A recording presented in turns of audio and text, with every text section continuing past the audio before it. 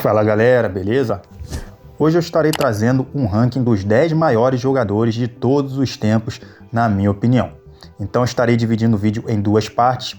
No primeiro vídeo, do 10º ao 6º maior jogador da história, e no segundo vídeo, do 5º ao 1º. Então na sequência eu estarei mostrando os critérios adotados para o ranking. Espero que gostem do vídeo e é isso aí, valeu! E em 10º lugar, galera, nós temos o alemão Gerd Müller. Confesso que fiquei bastante na dúvida entre ele e Garrincha para a 10ª posição, mas, ao meu ver, Gerd Müller tem feitos ainda mais impressionantes e mais conquistas importantes. Então, dentre suas principais conquistas estão 3 Ligas dos Campeões, 4 títulos de Liga Alemã, uma Copa Intercontinental, uma Eurocopa, uma Copa do Mundo. Também é um jogador que foi premiado com a Bola de Ouro.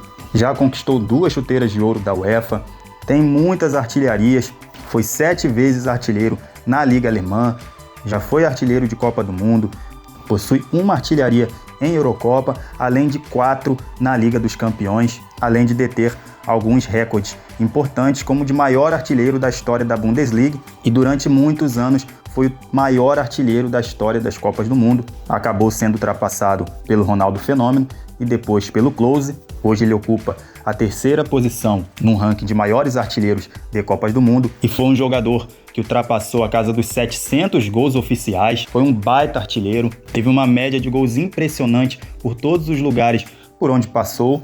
Foi um jogador gigante por clube e por seleção, então, ao meu ver, ele merece entrar no nosso top 10 e fica em 10º lugar.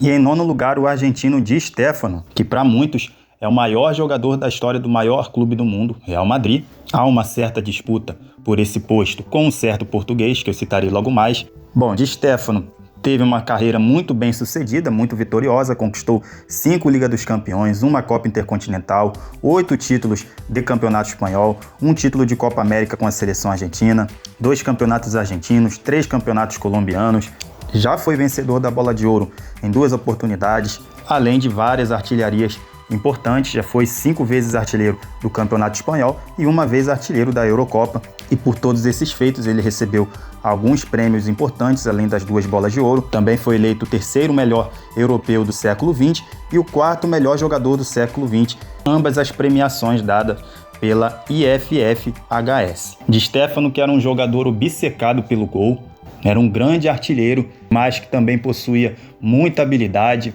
uma excelente condução de bola e muita velocidade, não à toa que recebeu o apelido de Flecha Loira por ser um jogador extremamente veloz, um jogador que também tinha uma capacidade enorme para criar jogadas, armar o jogo, muito preciso nas finalizações. Então um jogador completo, gigante para a história, possui muitos títulos importantes, é top 2 maiores ídolos da história do Real Madrid, e isso tem muito peso, um cara que deixou um legado muito grande. Então, por tudo isso, eu coloco Di Stéfano na 9ª posição. E em 8º lugar, nós temos o francês Zinedine Zidane, que mudou a sua seleção de patamar. Antes do Zidane, a seleção francesa era apenas uma seleção mediana, e depois, com Zidane, se tornou uma das maiores seleções do futebol mundial. Zidane, que com a seleção francesa conquistou um título de Copa do Mundo, uma Eurocopa, além de um vice-campeonato na Copa do Mundo de 2006. E tanto nesse vice-campeonato quanto nas conquistas, Zidane foi o protagonista, foi o principal jogador, inclusive fazendo gols em 2 finais de Copa do Mundo. O francês, que também foi muito bem sucedido por clubes, conquistando uma Liga dos Campeões, 2 Copas Intercontinentais, um Campeonato Espanhol, 2 campeonatos italianos, também recebeu várias premiações individuais, foi eleito 3 vezes o melhor jogador do mundo pela FIFA, tem uma bola de ouro e vários outros prêmios individuais.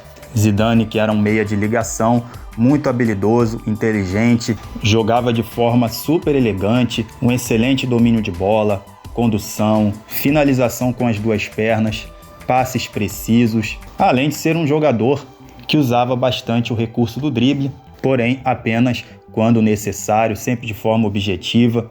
um cara que sempre jogava de cabeça erguida e apesar de jogar afastado do gol, não ser um jogador que era conhecido por fazer tantos gols, ele fez muitos gols decisivos, fez golaço em final de Liga dos Campeões, fez gol em 2 finais de Copa do Mundo. Então Zidane, um cara gigantesco, muito vitorioso por clube e principalmente por seleção, e por isso eu coloco na 8ª posição.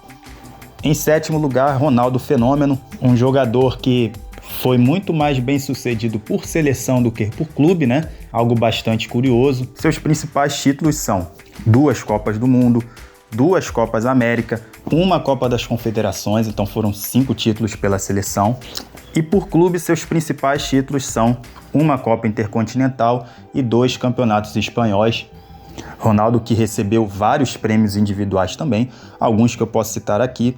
Foi eleito 3 vezes o melhor jogador do mundo pela FIFA, tem 2 bolas de ouro, possui 1 chuteira de ouro da UEFA, tem prêmio de melhor jogador de Copa do Mundo e, como um bom atacante, tem as suas artilharias. Já foi 2 vezes artilheiro do Campeonato Espanhol, 1 vez artilheiro do Campeonato Holandês, foi artilheiro de Copa do Mundo, artilheiro de Copa América. Ronaldo, que foi um exemplo de superação, foi um jogador que sofreu com várias lesões, sendo a pior delas enquanto atuava pela Inter de Milão, no ano de 1999, e muitos diziam que era impossível do brasileiro voltar aos gramados, mas com muita persistência, garra, Ronaldo retomou aos gramados e sendo campeão do mundo com a seleção brasileira. Foi uma longa e intensa jornada ali de recuperação, mas Ronaldo deu a volta por cima e é um jogador que se tornou o ídolo de toda uma geração ali de amantes do futebol, que o acompanharam na época. Por exemplo, Ibrahimovic é fã do Ronaldo,